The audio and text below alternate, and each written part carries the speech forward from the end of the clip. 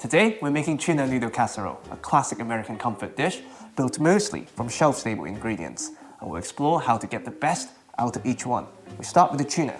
When it's bad, it can be really bad. When selecting tin tuna, always look for ones that are preserved in olive oil. It usually indicates a better quality. You also get this oil that's infused with the savory, umami-rich essence of the fish. And we start by separating the two. Perfect. Now we build our flavor base. Medium-low heat, we add a generous layer of this wonderful oil. If you've never done this before, have a little taste. Don't be surprised by your own cooking. To that, we add some sliced garlic, the only fresh ingredient of this dish. So there's no excuse not to make it. This, of course, would give us the depth, umami, and later on, some complex sweetness.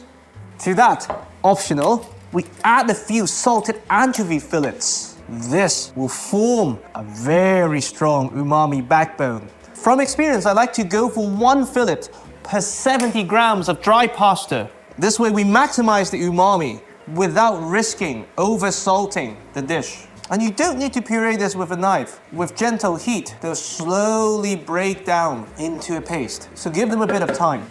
Optional chili flakes for a kick to balance the richness of the dish. Gentle heat the whole time. You don't want the garlic to burn.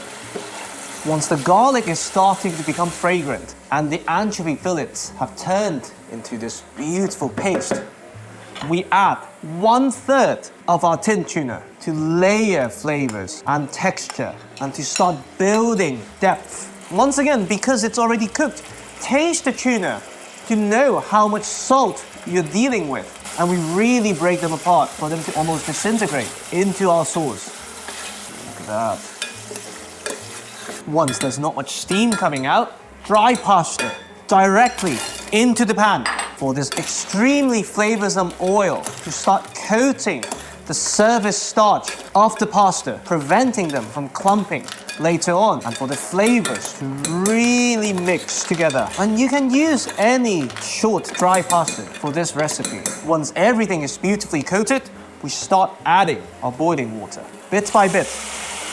And as you add the water, the surface starch we talked about starts to swell, gelatinizing, thickening our cooking liquid. And as you agitate, more starch gets released, and they in turn will gelatinize.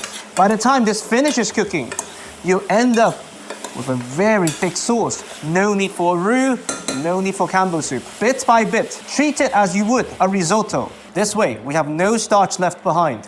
It's a good habit to taste, but don't adjust your seasoning just yet, because there'll be a lot of concentration going on. If the seasoning's perfect now, we're in trouble.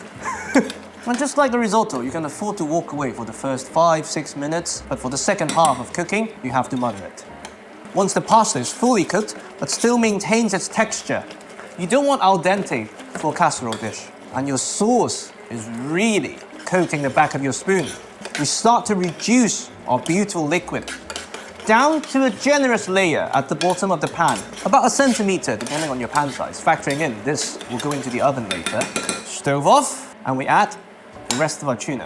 This time on the chunkier side to give us contrasting texture and for them to remain moist and soft after the oven. Look at this texture, oh my God. Oof. Now, for even more contrasting textures and extra umami, optional, we add a generous amount of capers. These really cut through the richness of the dish as well. Now, to turn this pot of Sicilian flavors into the classic casserole, we add some cheese. For me, the best cheese for this recipe is low moisture mozzarella, the ones you'll find in supermarket, mostly for pizza making. Because of their melting efficiency and structure, if you have fresh ones, eat them. They'll release too much water into the dish, of course. Add as much or as little as you wish. Suddenly, our reserved liquid disappeared in the nicest possible way. Now you can taste and adjust the seasoning, and we assemble our casserole.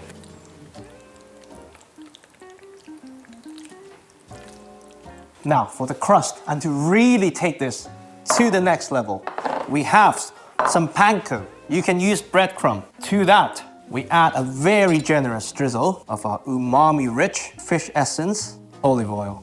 And to that, we add our extremely umami-rich anchovy oil. For me, this is the highlight of the dish. And you really want to give this a good mix, so they turn golden and crispy at the same time, giving you the perfect contrasting texture. And please resist the urge of an extra layer of cheese. The dish is rich enough. Perfect. And since everything is cooked and we don't have a bechamel or Campbell soup to deal with, 200 degrees Celsius in the oven. Once it's golden, it comes out, about 5 minutes. Look at this beauty. If you used capers, the dish is perfectly balanced. No need for lemon juice or parsley. This is Tuna Noodle Casserole.